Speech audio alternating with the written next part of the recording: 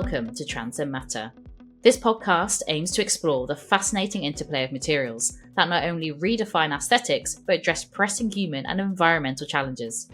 Every episode is brought to you by me, Emma Wright, a material developer and researcher, to converse with material experts from either an academic, designer, or research background. We'll be diving into their practice, exploring cross-collaboration and their connection with materials.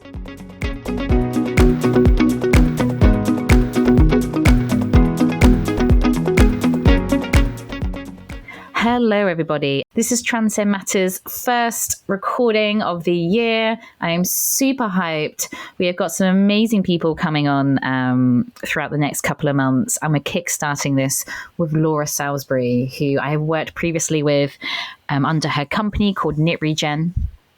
And she's going to talk about her recent updates and her thoughts and attention on e-textiles and wearable electronics. So this is going to be a great recording.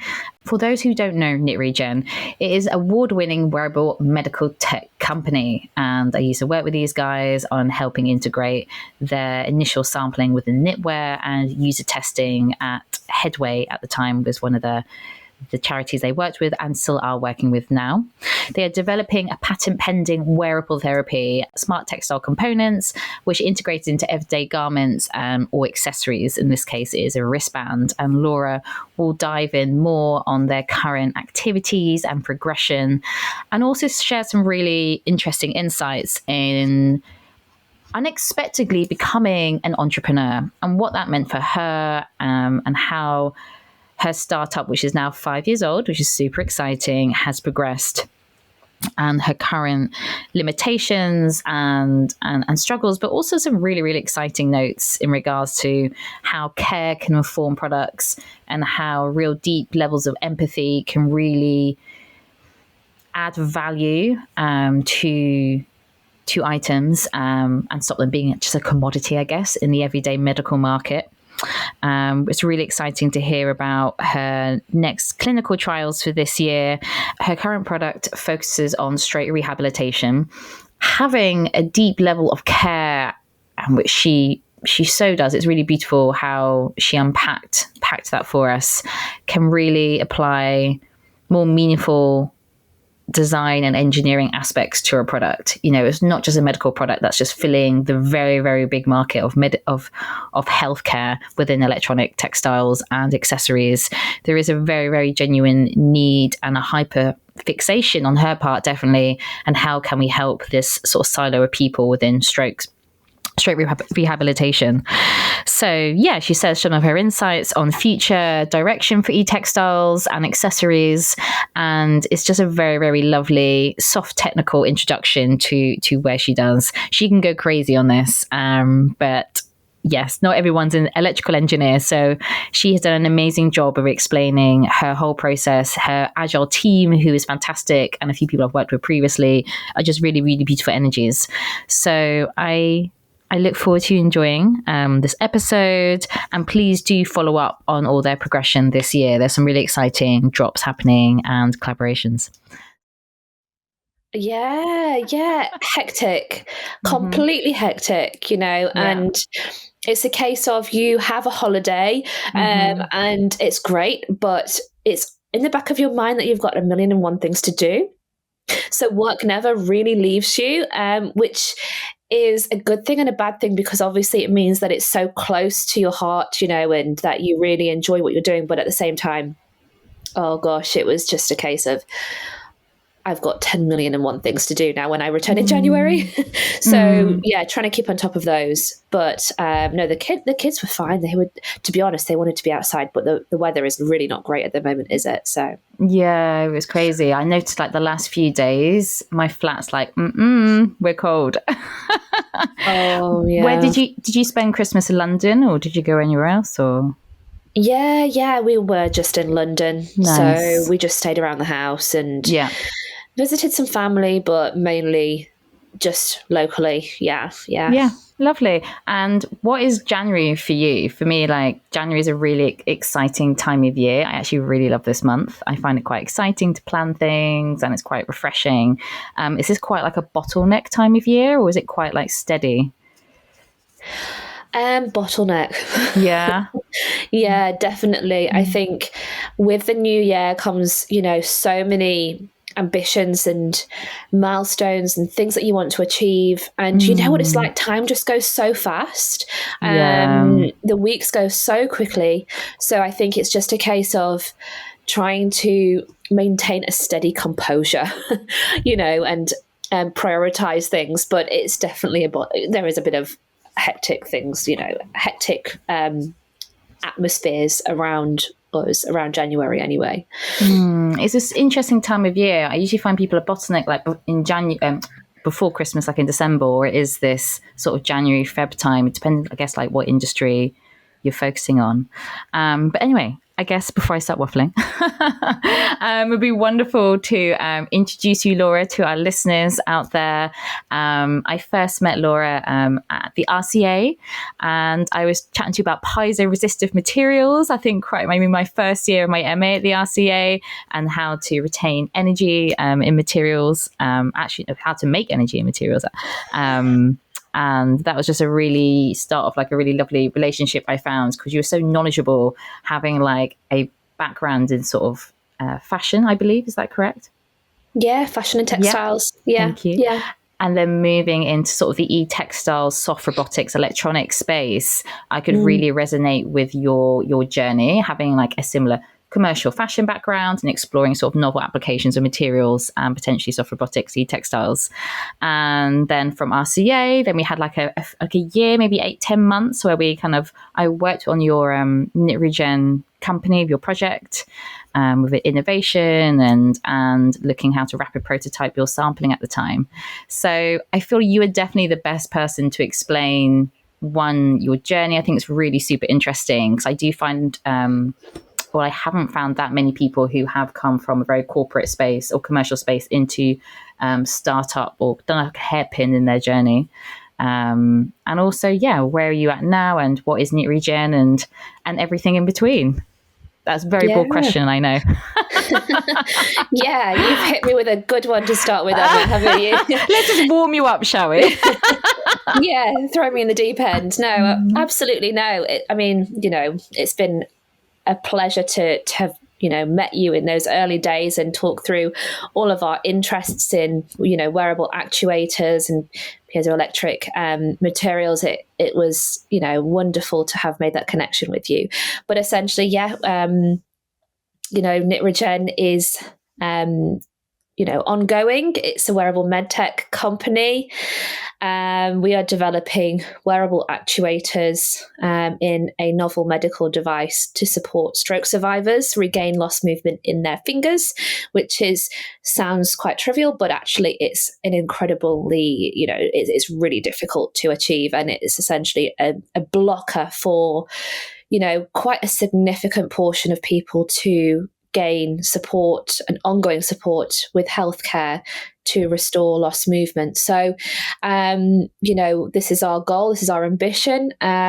We've, been having a lot of tests going on. Recently, we've had a lot of really interesting things emerging from those tests, really unexpected as well. But, essentially, it's really exciting to be in this space. I never anticipated being an entrepreneur in that respect, because, having a startup, you are classified as an entrepreneur. I find myself, curious about the whole world of, entrepreneurship and, that journey really, because essentially I love research, but at the same time, I feel that there has to be a driver beyond that as well to push this into reality and to see impact, and I want to be able to not just, research and explore something, which is fantastic, but I want to then be able to deliver it. And in delivering that, then you have to straddle that strand of commercialization and understand, what's necessary to be able to get this into the reach of those that absolutely need it. So, for us at the moment, our ultimate aim is to make this as low cost, as efficient and as impactful as possible for people to be able to access. Desirability is absolutely there, but my fashion and textile journey is always going to be there because, it adds that layer of understanding of creating desirability in products for people to, to improve compliance, I suppose, so that people want to use it. They enjoy using something and they find pleasure in using something. I want to bring that emotional side into developing a medical device, as well as having that rigor behind it of the research and clinical evidencing. Mm-hmm. And then, of course, the practicalities, the pragmatism of commercialization. So, it's been quite an unexpected journey so far, and there's surprises around every single corner, learning every single day. So it's a thrill, but also a challenge as well. That's some really interesting insights. Would you be able to expand a little bit more on the products you're creating at KnitRegen? And I believe at the time when I was with you guys, you were working with a lot of people at Headway in Shoreditch, London. Are you still with that charity? Yes. So, at KnitRegen, we work very closely with two particular charities. One is Headway in East London. They've been an ongoing support for many years now. A big shout out to James and the team there, because I feel that without them, we wouldn't be where we are right now. Ultimately feedback from those people that are going to benefit from the product is absolutely crucial in our pathway and our journey. And also we're partnering with Different Strokes. So we've been partnering with them for a couple of years now too. And I can't say enough good things about them. Austin and his team there have been incredibly supportive and helping us to, put the message out there, generate awareness of what we're doing, because simply, put, there's nothing really. There's very, very limited resources to help people in this area. And people aren't necessarily aware of what's going on. So without them, we wouldn't have that and have that captive audience that we do at the moment. So, going to your question, really, we're developing a small wristband that's worn around the wrist, and it connects to an earpiece, a single earpiece that's worn in one ear.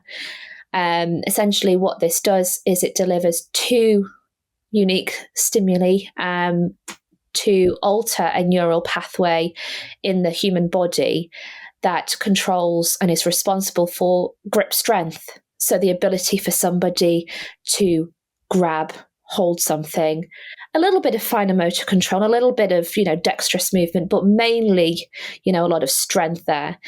And we were originally working on something that's built into a piece of clothing, hence my background in fashion and textiles.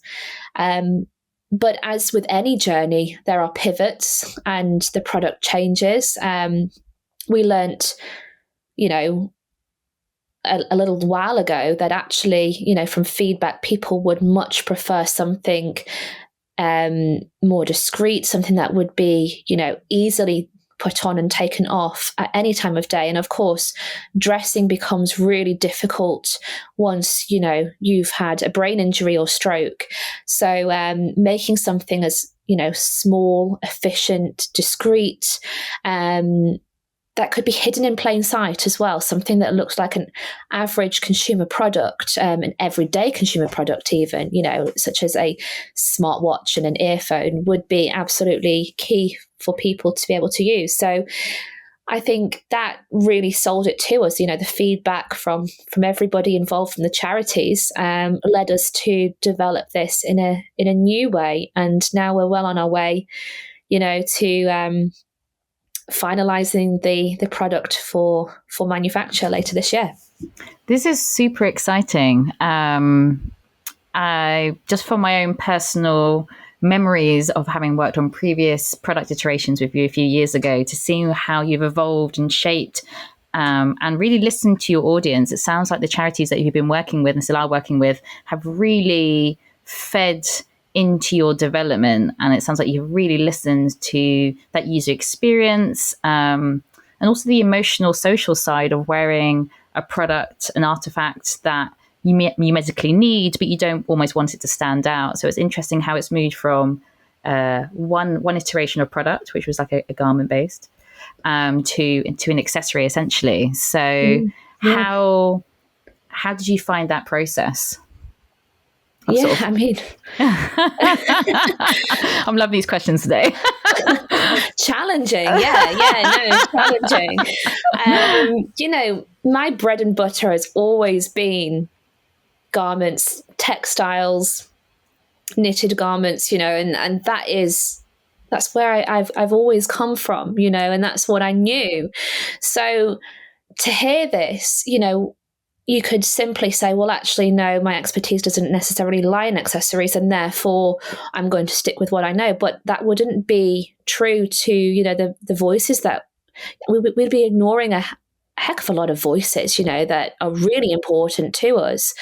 So, it became a whole new learning curve for me to understand, what is the process of making an accessory and how we're going to build that into the product design development process. And, how do we look at this differently now?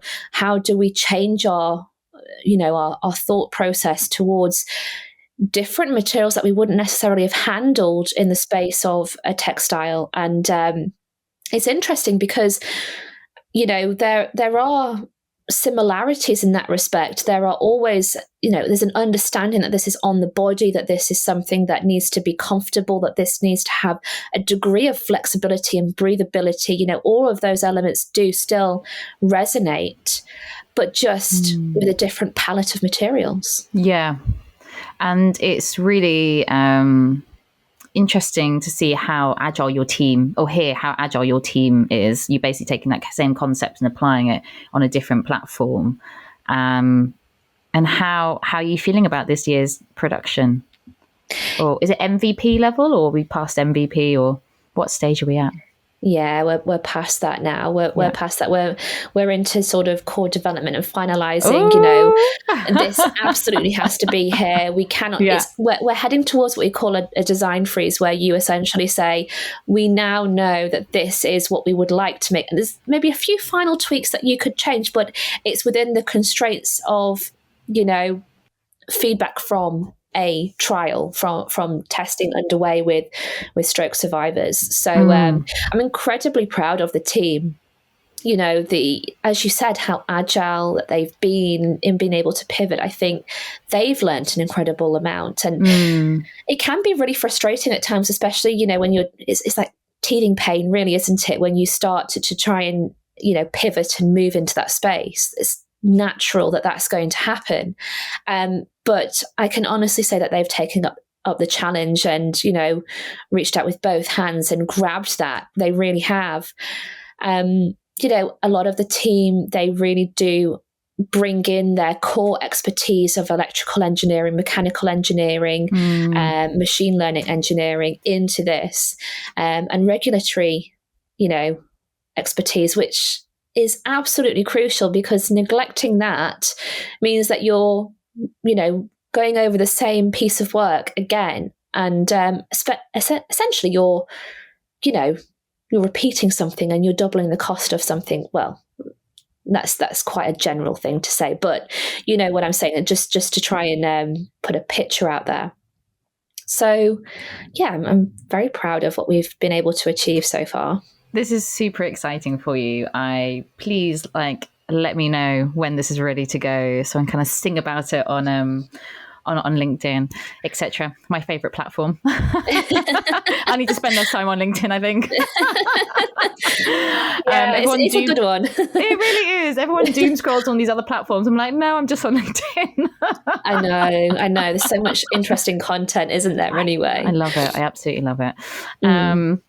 And how is your market essentially going to access your products? Is this going to go through the NHS? Is this private? Is it a blended approach? Yeah. I mean, you can see at the moment that it is, the NHS is in real need for additional funds, support. Sure. There's a huge outcry. There's a staffing crisis, and I think that's important to acknowledge. Yeah. We have to be very realistic about this in our approach, and we have to say what is this going to look like? Well, yes, ultimately, the NHS is one of our routes to market, because we feel that, being able to support people in not only regaining movement in their fingers and their hands, but also, maintaining that, especially in the acute phase, in the very early phases after having a stroke, when this is just not looked upon at all, is completely neglected, then there's a huge benefit there potentially for the NHS. That being said, realistically, we're starting off with the private market, and being able to make this as low cost as possible, so that as many people can access this as possible, is our ultimate game, our ultimate game here. The value of our company lies in the fact that we want to make a difference. We see that there's a clear demand for this, and we know the urgency of this too. So, someone that's had a stroke more recently might, think they're losing out potentially if you have to wait longer and longer and longer. But we know that we can help people further down the line. So I think being able to provide and generate awareness about this, of what we're doing, so that people can even join in the test that we're doing so far, and the pilot test, and then the clinical tests, and the trial that we will be holding this year, then I think that is incredibly important. So at least people can start to join in and gain some form of access to this and see what it does for them, just to explore that. Absolutely. And I think it's just baby steps, isn't it? You need to get the baby steps in there, get the traction, go into market, get the sort of the feedback for finances and sales, to then allow that product to come like a bigger, a larger sort of production and manufacturing, which will then reduce its costs, and then allow accessibility for other platforms like NHS or other organizations, not platforms. And I find that in all growth, sort of that startup to commercial optimization stage in lots of different companies, especially when it's people are bringing in these sort of novel fibers, whether they're more sustainably focused and they're trying to replace something else, or other medical or sports performance. And you always just naturally come in with that higher price tag. So you almost are relying on those sort of wealthier pockets of like companies, brands, customers, to kind of put their money in that product, even though it might be new, and you hope that will then gain traction to then basically have that long-term ripple effect for everyone else. And it's just baby steps, and I think a lot of people do forget that, though. A lot of people say, hey, it should be this price straight away, and unfortunately that's just not realistic, is it? Out of curiosity, has that been one of your problems, is pricing? Like, flags up quite a lot for me with my work in general, I usually find. So we've been acutely aware of this for a number of years now, and the way that we're pursuing this is we may have to compromise on the level of flexibility of the device itself in order for us to make something that then brings us in, impact, and demonstrates that this, is possible, it's achievable to regain movement. For us, that's where our priority lies. And then thereafter, we look at, how we then swap out components and upgrade components to then deliver a different experience. But I think that's a different category of people. I think it ultimately depends on your application as well, because for us, there are people out there that want this, and they don't necessarily have as high regard for, how flexible that might be. Obviously, a level of comfort is important, but, if that's going to give them and deliver some real life changes that at the moment they're struggling with, that they need support with, then they would, rather go with that and get something sooner. And that's also in our interest, because we want to try and get this out as soon as possible. So, we can learn from this. I think also, we shouldn't neglect the fact that we can learn so much from the post-market surveillance information that can come in from, putting devices and things out there.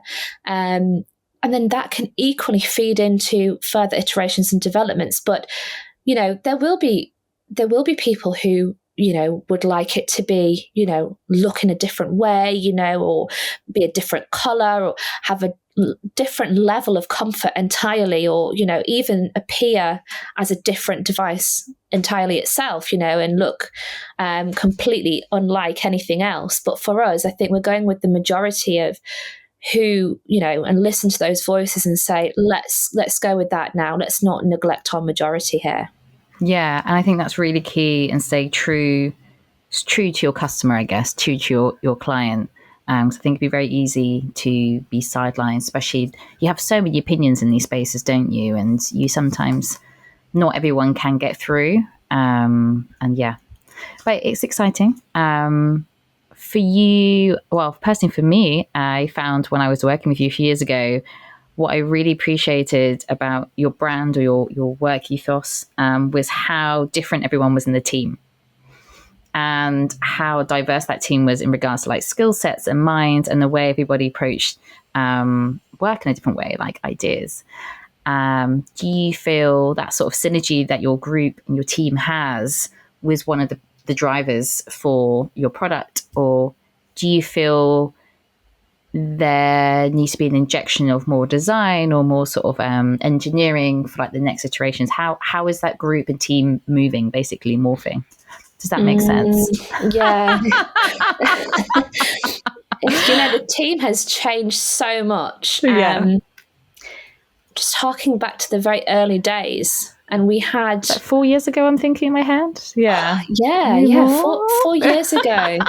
We're coming up to our 50th anniversary soon. So. I try not to think about, time. I know. But, I think our team has changed quite significantly in terms of the, skills and expertise that we have in-house, and through learning, through understanding and growing as well as a company. That in the early days, we were very much about, okay, let's visualize this. Let's try and understand what this looks like, and the vision behind it, building that in a strong way, and then starting to inject and build in the engineering capabilities into the team. Now, I think it really depends on your company vision and what type of company that you want to be, because if you prefer to be more of a management company where you manage, say, the developments and subcontract that out, then essentially your core team can look very different and have very different skills. Whereas for us, we see that the value really lies in trying to hold, the engineering and the skills and the development of that device in-house. So, being able to then develop your IP very quickly and understand where that lies, not just manage it, but to develop it, and to hold on to and to physically mold that yourself has been really important for us. It can come with its costs, of course. That's absolutely there, but ultimately, I think that the team have an interest in this as well. They want to be able to see and develop things and to grow things. And I think making sure that you listen to the voices of those people that you're working with is incredibly important, because knowing where they want to be, knowing their ambitions, knowing, where they see the company as well, will help you to shape and understand where that should lie. And if you're missing somebody, because you might identify a gap and say, oh, well, actually, we really need to bring in another designer in this respect, for this part of the project. But yeah, I think at the moment we're not doing too badly at all. It sounds like you're doing great if you're launching this year. But yeah. Well, not launching this year, but clinical trial this year. Yes, yeah. Apologies, clinical trial this year. Fantastic. And then how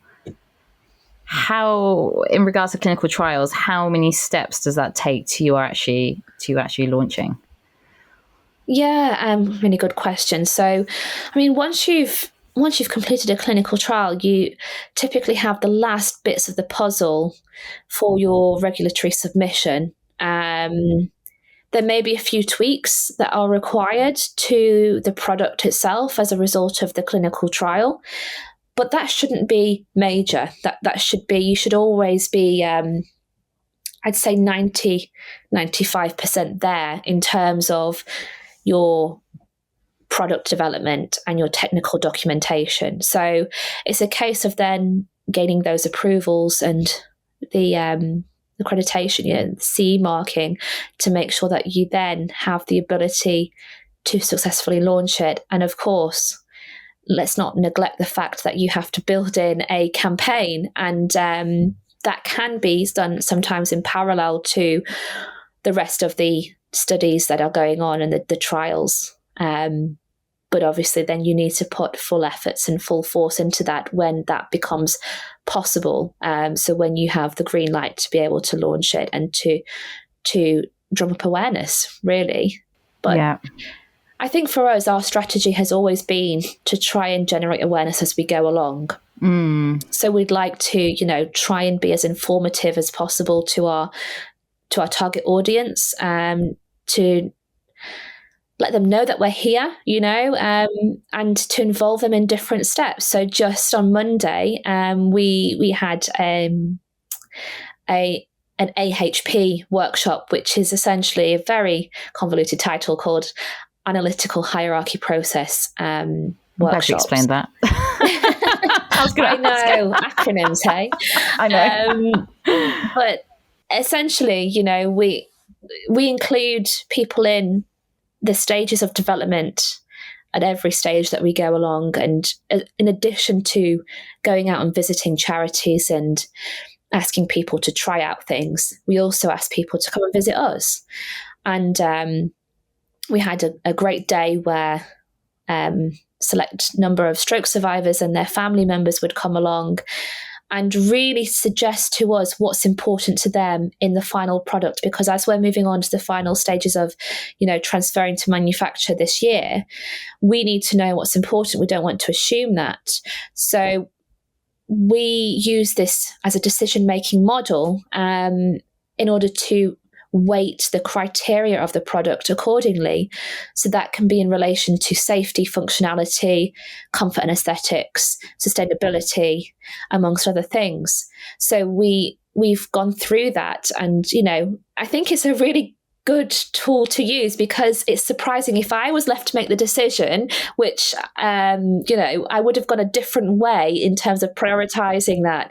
So it's really good to hear from those people, on the ground, themselves, who would be experiencing this firsthand, and not take that for granted. So yeah, we build this into our decision-making process all the time, and we try and improve it where possible. So yeah, always looking to try and improve and learn from that.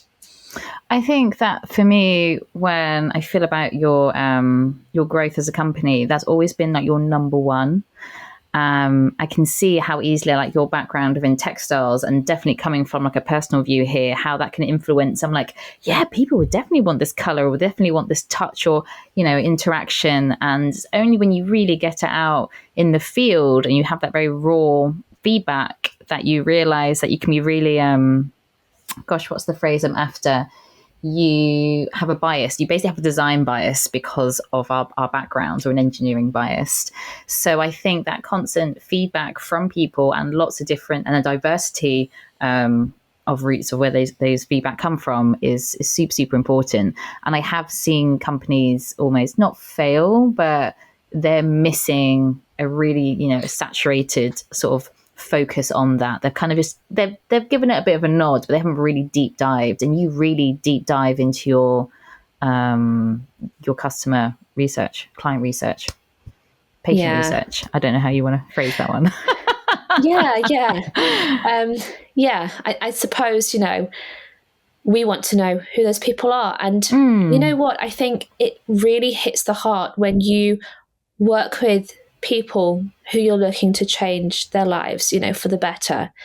So just as an example, when we're carrying out the tests of the device, we can see in the raw EMG data of the muscle recordings on screen what's going on, and I like to include them in that and explain what's going on and give them an insight, and so that they become more involved rather than just sat there. And I think the emotion behind what we see with people who come along, and often, it's really common to hear people come along and say, well, I didn't think that this would actually benefit me because nothing has worked in the past. And I thought, what, if I can contribute towards something that may help other people or other generations, then, that's my contribution. And then it really hits home when actually they are the ones that could be benefiting, and they realize that. So, to be there in that moment with them and, collecting data, it's really important to respect where that data is coming from and whose data that is.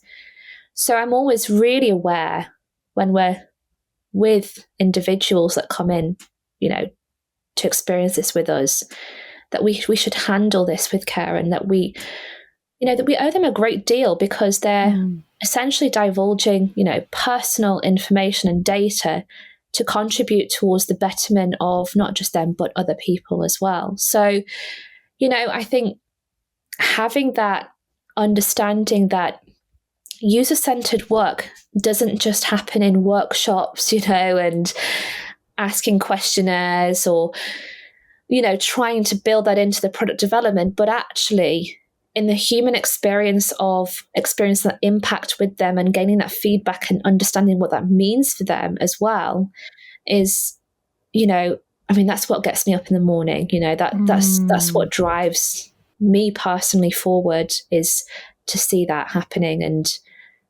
just to see the hope and the potential there for people to really move forward and create a new experience for themselves. Because at the end of the day, a health event is an experience, and it may be completely unwanted and, unsupported. And in other respects, we can recover quite fully, and therefore it becomes an event of the past. But, when that is consistently there, it can change people. It can change their identity and who they are. And that emotion is what I want to try and really understand and build into what we're trying to do here, because it's not just a product. We're offering something that is, I suppose, a service in some way. It's a service to them. Absolutely. Yeah. Thank you for sharing that, Laura. That was, I could really feel the sense of care you have for the people that you work with, and you're trying to essentially help and bring maybe some sort of hope into their lives where maybe more traditional forms of care hasn't helped. What type of feedback are you getting from the people that you work with, and how, not in the sense of making your product better, but do they understand almost how this can help them in the future, if that makes sense? Yeah. So go. Sorry. No, please. I can really see the care that you have, and how I feel like you're almost trying to change the world, or this very particular silo of the world, and really bring some sort of positive traction and joy to this space. Is that almost being the word not reciprocated, but do people understand where this can really go? Because us as designers and your team as engineers can really understand, but does your silo, let's say, understand as well? Your testers?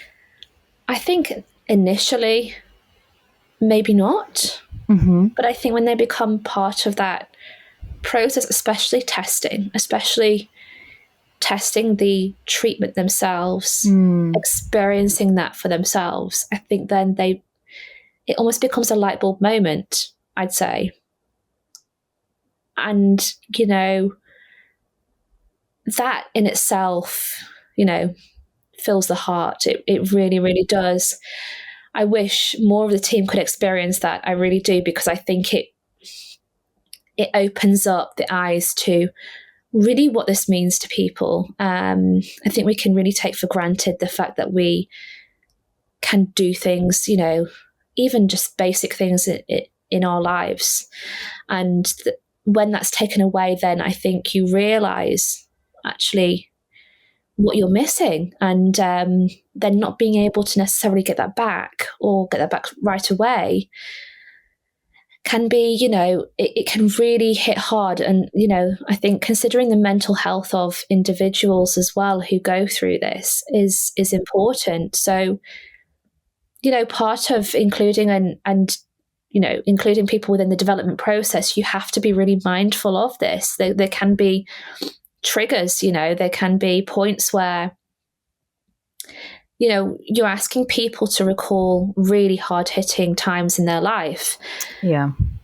And yes, we're making a wearable, and, it's always, sung out that user-centered design, is really important. We should try and inject this in some way, shape, or form.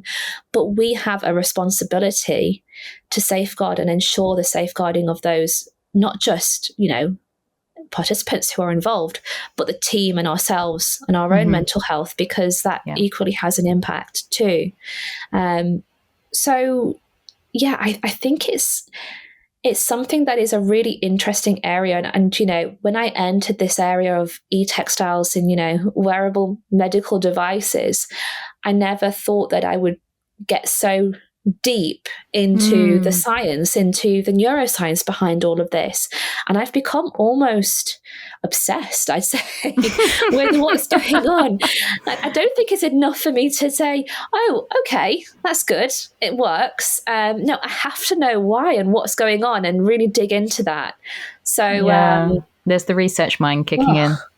Yeah. It's something that has become a real obsession, and then it keeps you awake at night sometimes, and you think, what is going on here? Why is this happening? And we've had some really unexpected things happen. So I think it's even keeping awake at night some of our partners and advisors as well, thinking, what is going on here? That's really unexpected. So yeah.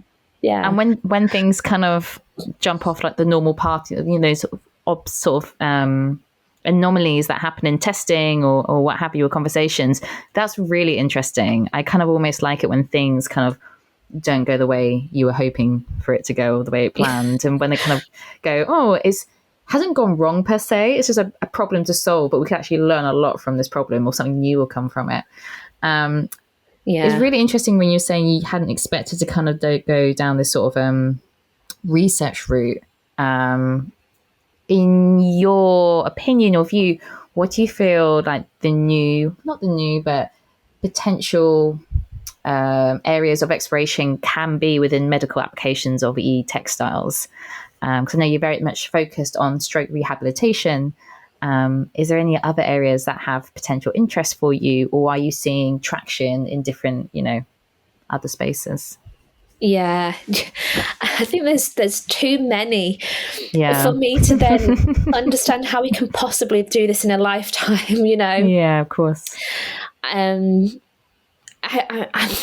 think some of this has come out of people approaching me and saying, would this work for me? And then me getting my curiosity mind or curiosity hat on and saying, could this actually work? Is this possible? And I think if we're just looking purely at the current development and that area of wearable actuation and the two stimuli that we're delivering here, there is real interest in other areas, such as, for children with cerebral palsy, people with suffering MS. I think there's an element of interest in, other brain injuries that may have occurred other than as a result of stroke, and just an interest in other areas of the body too. So we can do this. If we can do this with fingers, which is a really difficult thing to do, then we can, potentially do this with the bicep and help people reach and develop a new level of strength and ability in that area, of the arm. But then if we move to other areas, we can look at the trunk. So the trunk is an area, the core body, which contributes towards upper limb activities too. So we're even thinking now about, well, what could we do there? Could we apply this in different areas of the body and have the same effect? I don't know. It's a real interest in that. And then on the lower limb, because I think the reason why we haven't really touched upon this first is the fact that it gets so much attention already. And that's the focus really, is trying to get people walking again. But actually, a lot of people that I work with, they say, well, it's all well and good, but actually the majority of things that you do in your life, you actually require the use of your hands and arms more than your legs. You could very much get around with limited mobility in your lower limbs. I don't know how true that is, but that's coming from stroke survivors who have experienced both lower and upper limb immobility. So yeah, interest in the lower limb, interest in different areas of the body.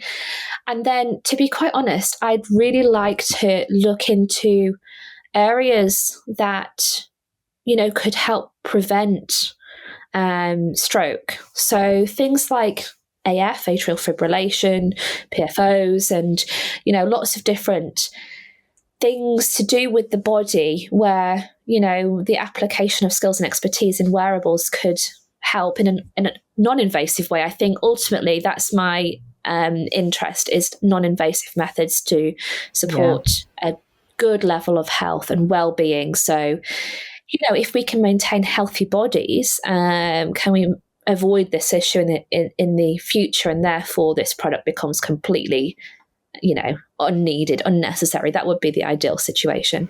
Yeah, absolutely. It's how can we prevent it before we need to bring in those extra pieces of kit to sustain our health, or, to help us in certain ways. Is that a concern, do you think? Or do you think because the population is so big and the probability of people having health concerns for very different reasons is still fairly high, considering how big the population is, if you think about it? That there will always be need for medical devices of some sort, because we can turn around and say, hey, everybody can meditate, everybody needs to do X, Y, and Z to kind of optimize their body at the best that they can. But sometimes that's just not the case for a lot of people. Do you feel there'll always be a need for medical applications, whether it's integrated in garments or accessories within the medical space? Because at the minute, this is a huge traction in general across the board, from very sort of, I'm not going to call them lo-fi, but like just monitoring your heart rate or, of exercise, right up to the products that you're being very specific to a very particular problem. It's a very, very big industry. What's your thoughts on tractions on that in the future? I really hope that we don't need to have this, but I think the likelihood is that we will. There's the fact that, a lot of, I know that with stroke, especially, in this area, that people could be walking around with, say, a hole in their heart that's been there since birth, and they never knew about it. And then this suddenly, one day, changes their life entirely, and they suddenly have a stroke, which leaves their life turned completely upside down. Wow. If we were able to understand and detect that earlier and solve that problem, repairing that hole, then that would be fantastic. So I'd love to look into areas such as this to see what is possible, what can be done, just to have greater insight into our bodies. So how can fashion and textiles and wearables provide a greater insight, a different lens into the body? What does that look like? And the diagnosis then becomes much earlier, much more immediate. And this isn't just with stroke, this is with other diseases and conditions too. If you think about cancer, for example, compared to stroke, cancer gets an awful lot of funding. But, it's worthwhile suggesting that this is a huge possibility for fashion and textiles in the future in this space, in medicine.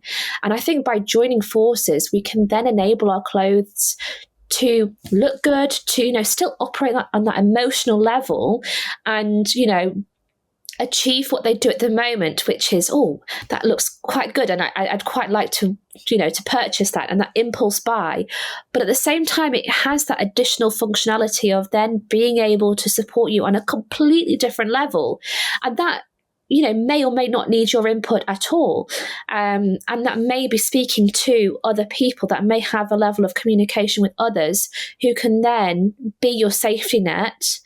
And when I say others, that doesn't necessarily need to be a human either. What does the future look like for this space? I think it's incredibly bright and exciting, and I don't think I've got enough years to live to see this all through. But this is it, because these R&D projects take so long to develop, and people are just like, I want it next year, and I'm like, Yeah. I think that's a really, really interesting point about taking our focus from, I'm going to say, the back end of like the supply chain, like, having products that are going to help the problem that's already there, and actually shifting our focus to how can we prevent these issues, these health issues coming up. Because you can say in a pharmaceutical company, there's a lot of pharmaceutical products out there that aid people who are really sick, when actually there's quite a big traction now, and I think it's called lifestyle GP or something a bit more holistic, where can we analyze people's lifestyle without implementing too much medication, and can a few adjustments actually really help sort of the long term. Not always, I'm very aware of that. But yeah, this is really, really interesting. And I think textiles and fashion and what have you, yes, it is on the whole a genuine aesthetic lens on this field. But because it is essentially a shell for your body, how can this shell really optimize and allow a greater understanding of your inner workings, I guess, of your body? And I think there is still a bit of a disconnect for me personally within the textile field, that a lot of e-textiles is used for like armor. It's there to prevent from things coming in, or it's kind of used on a very shallow level. There's definitely a space there. Maybe it's happening right now, we just don't know about it. Who knows? Where it can be really used as a tool that works with the body, opposed to either being like a bolt-on, like a shell. So I was at a conference in Berlin in November, super interesting, and the majority of the talks were about MOD products, like military defense products, and how can a lot of the textiles work with the machinery that the soldier, whoever that person is working with, or how can e-textiles be a form of protection and monitoring like the basics of like a heart rate and stress levels. But there was very few products, sensors, ideas, papers that were really looking at how it can be a preventative, especially in healthcare. Everything was almost like an afterthought. That's a little bit, yeah.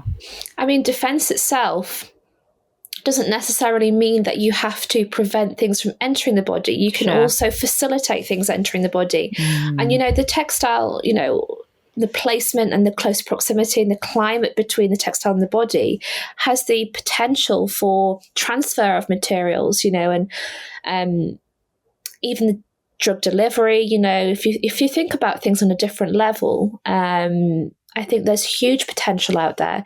Whether it's just too big of a challenge that this is becoming less seen at the moment, and maybe we would see it in a couple of years' time. Maybe, certain things do take more time, more research, more thorough investigation, and more, scrutiny from the regulator, I suppose, and, and ensuring that things are safe and fit to be able to use. That might be a possibility. But I think that there's hopefully people out there working in this space, and I'd love for people to be inspired by that space and try and enter it in some way, shape or form, because that there's so many things that enters the mind when we have this conversation about what we could possibly do. Yeah, but I can see our brains going bing bing bing bing bing bing even on this call. Yeah. Shall we discuss about this? Yes. Yeah. But even within when you're developing something and things emerge, new findings, you test things, you go through that process and you find out what's really going on with this, and how it's impacting the body and what's going on. You suddenly then come up with a new idea and you think, oh, this could be a whole new product, and this could be a, something even simpler, for example, and you simplify something and that adds on more time and more development. But ultimately, I think it makes things better. There's always a time when you have to pause and say, okay, enough is enough, and I need to just try and get this out there. So I think, we have to be mindful of that if we enter that research, landscape, we could be going on forever and ever and ever. And that is really good for and applicable for some people. But at the same time, we do have to then put a stopper and say, okay, now is the time when we release something. We say, let's, provide this to people, to benefit and to experience, whilst we continue the next bits, of development. And you can become so, confined and entwined within one area, that it just becomes so niche. So, maybe someone's working on something like this somewhere in a corner of the world that we just don't know about. Yeah, we need to go and find them and say, hey, let's do a collaboration, because we've got some really interesting things. And I think that innovation side is almost like 5-10% of a business, and the rest is almost just like either getting a product to market, or it's just like the everyday going on. But that 5-10%, for me, if you can then take someone else's 5-10% and start collaborating and chatting to each other, maybe there's more traction there. I still, even again, going back to this Berlin conference, found everyone was very much behind closed walls. And me and the collective of people called these Stitches were looking at like modular design and how we can integrate more innovation or abstract thinking within a very, very rigid sort of engineering space. Really interesting, the feedback that we had. Really, really interesting. Some were very, very open to it. Some were like, no, I just need to make this sample do 1 + 1 = 2, and then I can sell like 1 million of them. And with very little thought to, I guess, it's longevity, especially in sustainability, but I could talk a very long time about that.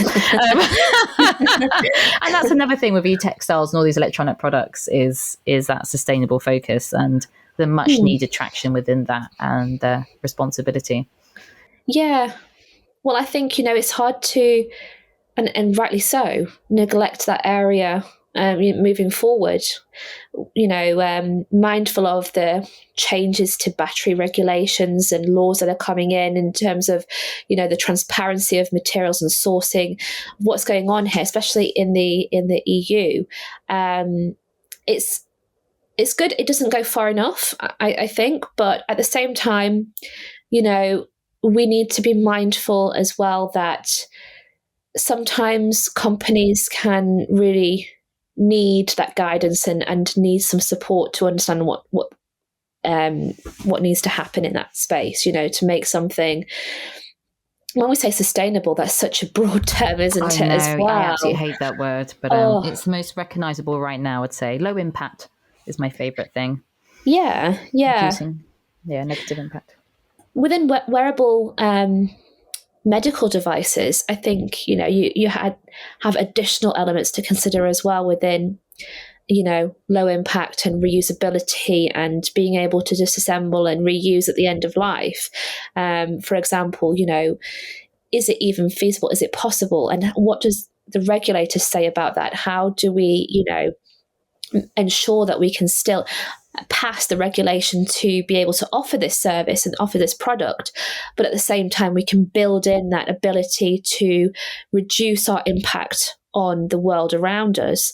So I think mindful choices of materials as well is what we've been employing within the process of development so far, because of course I think you're littered with lots of things that you need to consider when you're developing a medical device, and it's important to then ensure that we are prioritizing the correct things and that we're not missing out on some crucial element that is really, we need to be mindful of what we're putting out there, essentially, and with battery technologies, with electronic components, and the e-waste problem, we have a responsibility to think about that and what we're doing about it too. So it becomes part of the plan, it becomes part of the development process, and it can change the product itself as well. These changes may mean that, who's footing the bill for this, and equally, does it make the product a little bit less wearable? Does it make it a little bit less comfortable, or does it make it a little bit, less desirable? We have to play that game. We have to understand the trade-offs here. And have you had many, if you're not able to go into too much detail, have you had many trade-offs in that regard with sustainable regulations that are coming in within the electronic market? Yeah, the biggest one is the battery that we're using, and understanding, what the battery is composed of. For us, our device has some very challenging restrictions in terms of its performance anyway, of what battery technology we can use, the energy density, and everything that we have to consider. And alongside that, understanding how you're shipping these items, and where the battery is then assembled, and it doesn't necessarily start off and become a product in its entirety in one place, but actually, it later becomes assembled in that respective country, and, you complete that process there. I think, that this has definitely been one of the major things for us in the development process. Yeah. Absolutely. It's quite tricky, because I found a lot of people just lacking. Let's say I'm a consumer who's bought I'm going to go back to garments. I know we're kind of more on product and accessories end, but if I bought a garment that has integrated electronics, and I have very few instructions on how to wash it or how to recycle it, we're really lacking those sort of technical data sheets, I guess, what people call them TDSs. And there's a big call for action in that regard, where electronic companies who are either developing their own e-textile based sensors or are collaborating with mills or knitters to incorporate the electronics aren't providing the necessary information for the consumer, or maybe like people like yourselves who are buying individual components or developing components to really create these specs that are needed to either work alongside these regulations or to help consumers with their aftercare, basically.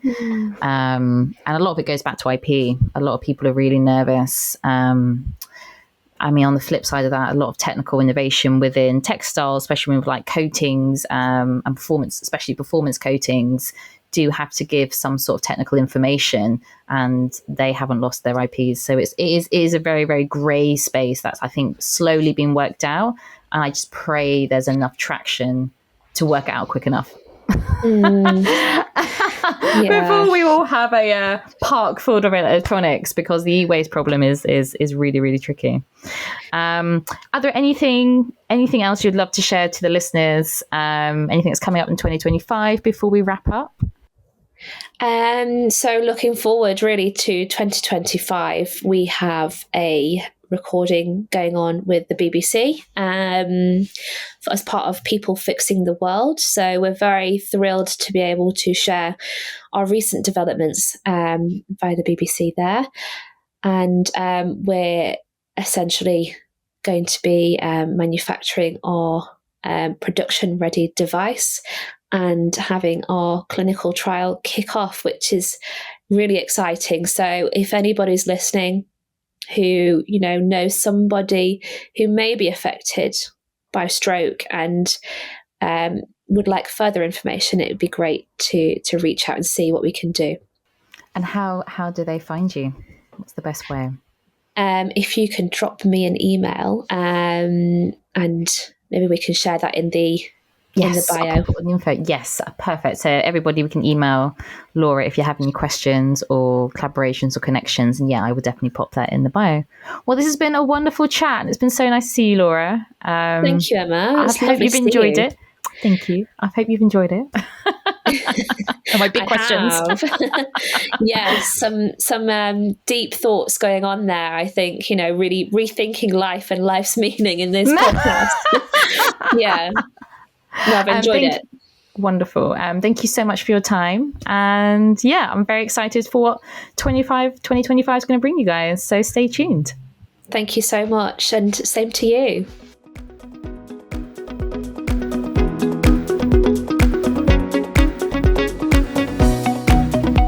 Transcend Matter is a series-based podcast with monthly bonus episodes. We would love you to join our material community, so please do follow us. This will really help spread all the information we have here to a wider audience. We hope you have been inspired and will join us on the next show. This podcast was brought to you by Studio Osmo, bringing together a collection of minds and skills to accelerate future innovation within materials.